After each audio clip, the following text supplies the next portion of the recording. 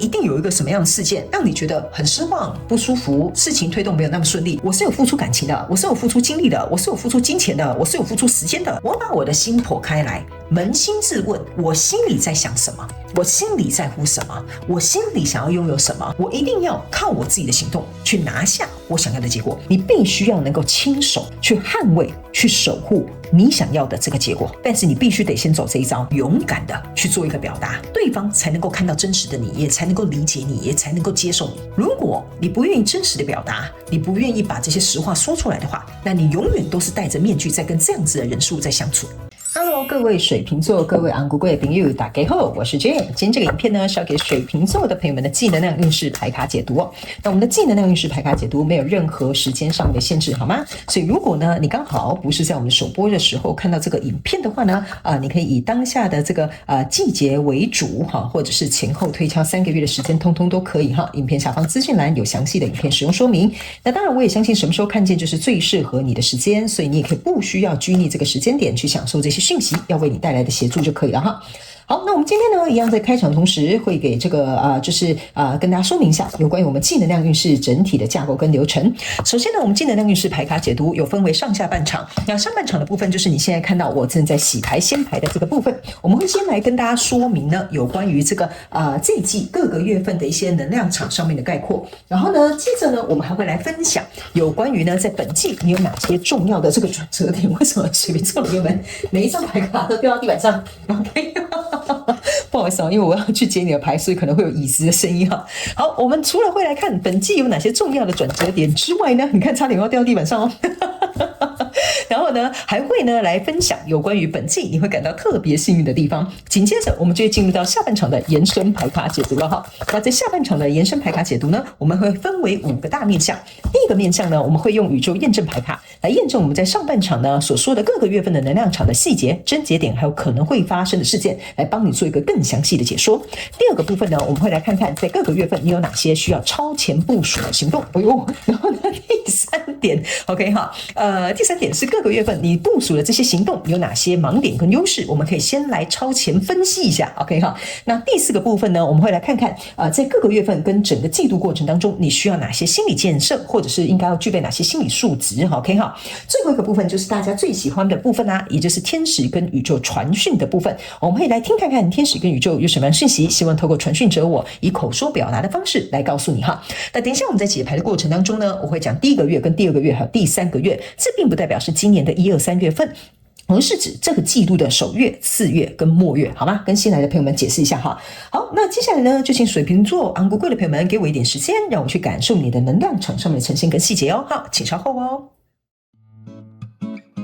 Hello， 大家好，我是 Jane， 非常歡迎大家來到我的頻道收看我的影片。為了提供給大家更多豐富精彩的內容，在今年我成立了思維手術室社群，想要邀請你一起來靈活運用媽媽生給我們的大腦。那在社群裡，我將會帶領大家一起練習思維改寫，並且提升自我認知，讓你在面對生活當中的挑戰有更強大的底氣以及過人的應變能力。只要點擊影片下方的資訊欄，就會看到思維手術室的社群連結以及入群步驟的說明影片。那接下來就讓我們一起來看今天精彩的影片內容吧。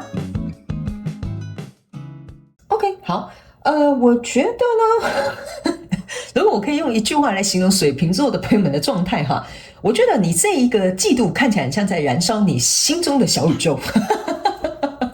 為什麼會這樣形容的原因哈，就是呢，我覺得這個季度你剛開始可能會有點消極，或者是找不到一個重心哈，比如說生活的重心啊、人生的重心啊、情感的重心，通通都可以哈，無所謂。等一下我先跟新來的朋友們說明一下哈，如果你要來到我的頻道看我的影片的話呢，你就要跟我一起靈活運用媽媽生給我們的大腦。意思就是說呢，我們希望能夠一起共同把這個訊息帶給你，為你的生活帶來最大的效益化。所以呢，等一下我在講解的過程當中，雖然沒有辦法巨細靡遺形容到每個人，但我會盡可能舉例。那請你要靈活運用，把它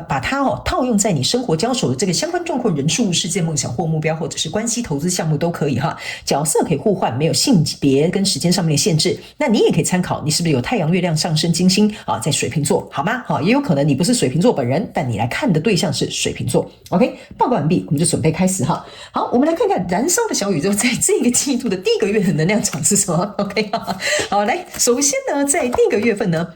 你抽的這個是死亡牌卡寶劍8，然後還有這個 Hierophant 哈。我個人會感覺呢，在第一個月份你的能量場比較，為什麼會說有點消極或找不到一個重心哈？原因就是這個死亡牌卡，你可以注意看到這個死亡牌卡這個人哈，他好像是沒什麼重心哈，就是說他的腳是交叉往前走的，沒什麼一種很平衡的一個狀態。那這個死亡牌卡不知道為什麼哈，我還會有一種感覺很失落、消極、找不到重心或快樂不起來的這個感覺，應該都是在第一個月水瓶座昂貴的朋友哈，你會有這樣的感覺。原因是因為呢，在這裡呢，有一個寶劍8跟這個 Hierophant 哈，我覺得你可能受困在某一個這個我盡可能形容哈，你可能受困在你自己的情緒的牢籠，或者是受困在某一個狀況，就是說你真的生活上面有一個狀況卡在那邊動彈不得，或者是目前沒什麼進度，可能推不動。那情緒的牢籠就是說你可能遇到可能什麼樣的事情，你的情緒可能消化不良，或者是這樣的情緒在干擾你跟影響你，所以你目前暫時無法脫困 ，OK 哈，無法脫困。那並不是代表永遠不能哈，是指第一個月的狀況有一點像是這樣。然後呢，如果你這裡面是有牽涉到人際關係的哈，我個人會感覺哈，這個人際關係或這一個關係呢，它有一點像是說你們雙方，目前感受都不太好。OK 哈，比如說你跟你的閨蜜吵架，或你跟另外一半冷戰哈，就說你們兩個狀況都不好，所以這個情緒為什麼會受困在這裡的原因也是這樣。那這個關係跟進度為什麼沒辦法推動，也是這樣子。OK 哈，那但是呢，我必須要跟你講說，為什麼會說燃燒你心中的小宇宙哈，就是你的心中小宇宙在這一個月不會燃燒哈，這個月比較點像是那個會花體哈，有點像是那個火苗熄滅了哈。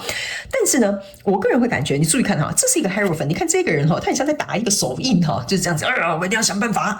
的那種感覺哈，這個 Hierophant 他手上拿着這個權杖哈，其實它是一個樹枝啦，但是呢，這一張牌卡的能量場有一點像說，我一定要想辦法把這個東西死灰復燃的感覺哈，所以你在這個季度，即使可能這個狀態、情緒或這個整個情勢，可能對你目前來講不是很有利，或是不是很友善哈，通通都可以，但你心中的那個唯一點點還存活的那個小火苗呢，其實是沒有整個熄掉的，可能外面那個火焰已經就是熄滅了哈，但中間那個小的小火種、小火苗呢，它其實還是存在的。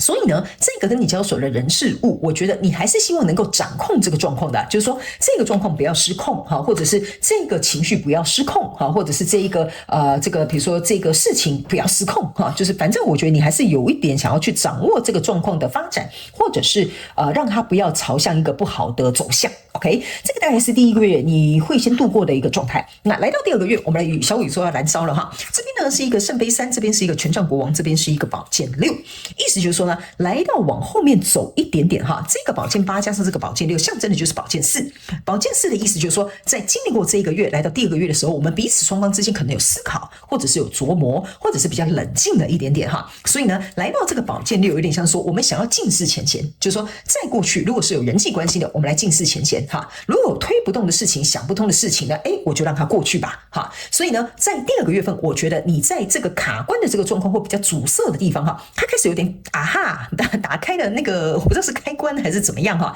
但是它就有點好像被疏通開來了那疏通開來之後呢，這邊有一個聖杯3，然後這邊有一個權杖國王。這個權杖國王呢，其實就是你從頭到尾都是拿着這個權杖的。我剛剛是不是有跟你講，你心中的小宇宙即將要燃燒要爆發了這個燃燒的這個火苗在這裡，其實就是這個心臟，對吧？所以呢，你覺得說不行，我不能永遠卡在這裡。我想通了，我想明白了，我還是要燃燒我的小宇宙，我的人生還是要過得很精彩，或者是比如說這一段關係，我還是很想認真經營，或者是這個情勢絕對不會因此這樣子打倒我這個就是昂貴貴或者是我們的水瓶座的朋友們。所以我總覺得你這個小小的火苗在這裡雖然有一點就是在掙扎快要滅掉的過程當中呢，我覺得你終究會把自己就是搬回來回到這個軌道。那回到這個軌道呢，這個小宇宙開始燃燒之後呢，這個聖杯3象徵的就是說我一定要想辦法把過去的快樂找回來，或者是把這個情勢往一個正向的方向去導正或者是說把這個關係重新去經營到讓我們大家互相都很和樂我就是盡可能舉例，但是你要靈活運用套用在你的狀況當中所以呢，當這個燃燒的小宇宙還有這個整個思想整個情緒稍微開始往正面的方向去走之後呢，來到第3個月份，這邊是一個錢幣女王，這邊是一個 Emperor， 然後這邊是一個錢幣騎士。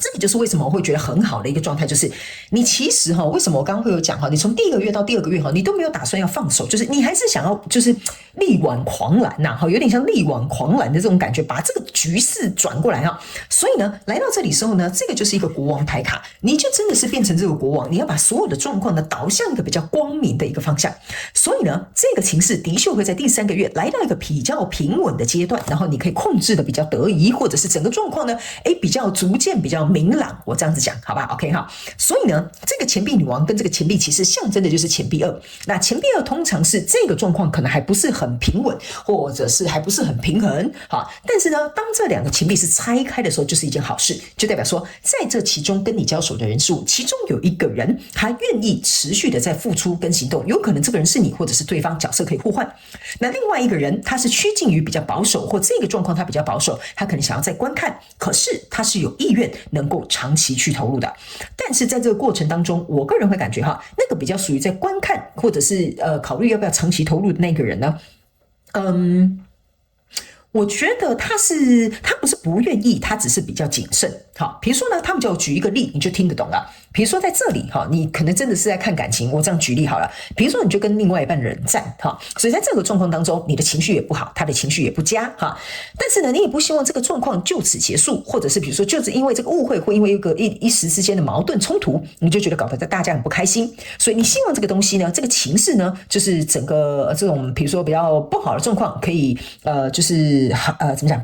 就是我要怎麼形容？就是說這不好的狀況，這只是暫時的。但是你想要控制這整個局面，就是說不要讓它再往一個更不好的方向去。比如說我們暫時就先2天不要講話，我們彼此冷靜一下你會提出一個解決方案，就是這個Hierophant，就是說為了讓這件事情有所提升，我來想一個解決方案，我來控制這個局面 OK 那來到這裡呢，你過了2天，你可能比較冷靜，然後你會覺得說其實我們2個在一起可能還是很快樂的，可能就是因為某些狀況我們討論不高興，但那也不是什麼構成什麼大礙所以來到這裡呢，你就會覺得說我已經想清楚了，我也想通了情緒該過去讓它過去，該解決的事情還是該解決，所以你決定拿着這個權杖國王，這個權杖國王你象徵的是你也是願意主動付出行動的那一方，所以你燃燒你的小宇宙，你希望可以找回過去的這種快樂，所以你的心中對這個人事物還是有在乎的。來到這裡，你就真正變成這個國王，意思就是說你想要主導整個情況的一個走向，所以呢，你會願意先主動去行動，這個就是一個權杖騎士的一個走向。我願意先付出，我願意先行動，我願意先讓你看到我的誠意在哪裡。這個人比如說我就繼續套用剛剛那個感情的狀況，這個女皇牌卡就會覺得說可是過去已經這樣了，現在我投入我要想一下他不是不願意，他只是比較謹慎，他只是可能過去這件事情你可能消化比較快，他可能消化比較慢，你可能想得比較快比較清楚，他可能還是有點模糊 OK， 但他看到你可能帶着誠意來，或他可能看着你帶着這個解決方案來，他也覺得其實好像是行得通的，可是他只是要評估 OK。 所以如果你在這個人際關係裡面有遇到這樣的角色的話，請你不要誤會他，為什麼他的動作比你慢，他的誠意好像沒有比你強這個是他們要特別請你去思考的。那如果你是在對應事物的話呢，有點像是說呢，比如說你在找一份工作 OK 那為什麼這個工作的消息一直沒下來？這個是代表說，比如說這個面試官在評估，這個面試官還在看所有審理的這些文件，或者是他們可能還在篩選，但並不代表他們沒有把你放在選項裡面 OK 所以這個狀態呢，你可能要靈活運用套用在你的要帶入的那個狀況裡，但你不用太擔心，等一下下半場延伸牌卡解讀，我們會用這個宇宙驗證牌卡來驗證更多的細節跟症結點，讓你看得更清楚一點，我們再來詳細解說好不好 OK 我們先來看在這個季度你有哪些重要的轉折點首先呢，這個是一個 otter， 然後這個是一個什麼蝙蝠倒過來了，然後呢，這個是一個鸚鵡 OK 我们來看一下這張牌卡呢他們這張牌卡叫做 You are never alone OK 這個 otter 我要怎麼跟你講呢我要怎麼跟你說呢我想一下怎麼形容這個呢，你注意看它是有2隻在這裡的這2隻 otter 是在這裡的這個就有點像是說呢You are never alone， 意思就是在這個跟你交手的人事物，或你現在要對應的這個人事物其實呢，我覺得如果它是一個合作，是一個人際關係，或者是一個什麼，就是你們之間是有這種連結的我覺得你們不會因為這一季的這個狀況而分開，或者是就此分離比較有點像是說必須要借由這個狀況，你們才會搞清楚你們有點分不開這是一個比較有趣的地方哈，因為 Otter 它這種生物呢，他們是會群體行動的 ，OK， 他們会互相照應對方的，所以這個轉折點比較有點像是說呢，藉由這個狀況，我們去看你會不會因此丟下我，或者是不跟我合作，或者是就因為我一個小缺點哈，你就覺得我不夠完美哈。所以我才會說，這張牌卡給我有一種感覺，就是你的轉折點是透過這一次這個第一個月比較消極失望的這個狀況，而讓你們去看見這個東西是不是你值得要去繼續挽留的、繼續保有的，或者是繼續去聯繫的。OK， 所以這反而是一個轉折點。OK 哈，所以呢，我覺得這個看似有點孤單哈，暫時單獨或一個人困在這樣子的狀況，其實對你來說是一個轉折點，因為借由這個轉折點，你可以發現，這個人事物，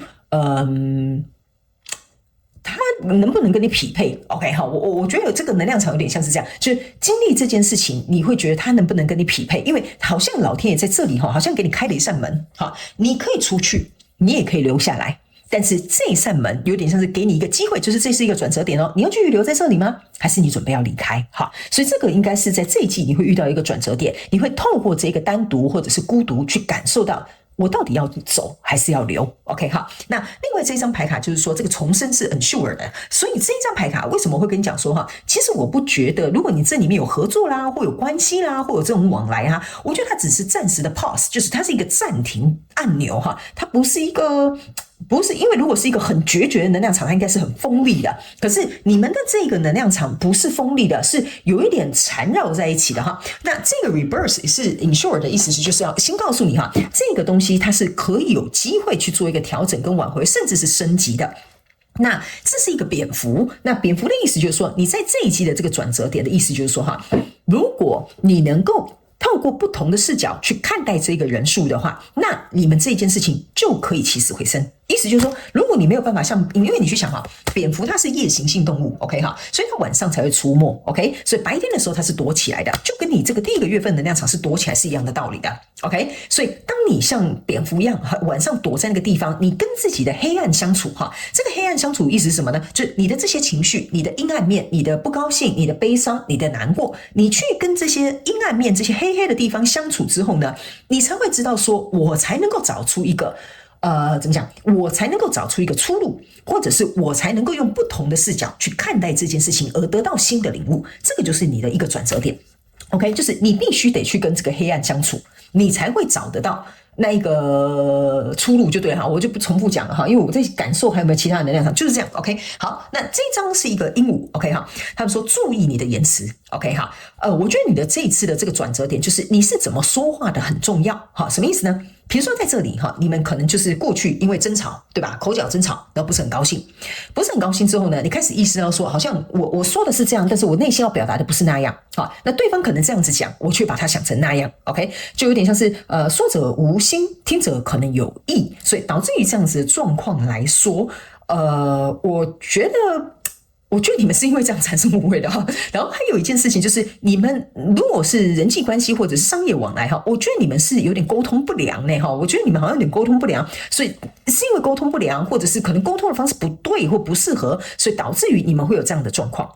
所以你的轉折點的意思就是說，如果在這一季的過程當中，你能夠去比較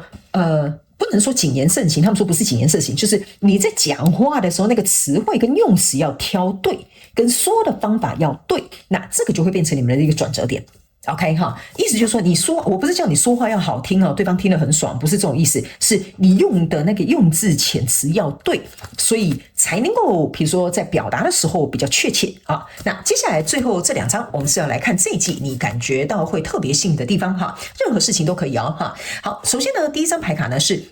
我覺得哈，在這一季你會感覺特別幸運的地方哈，意思是說呢，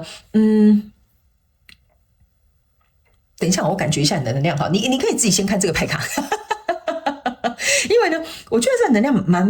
蠻特別的哈。我先從這一張牌卡解釋給你聽。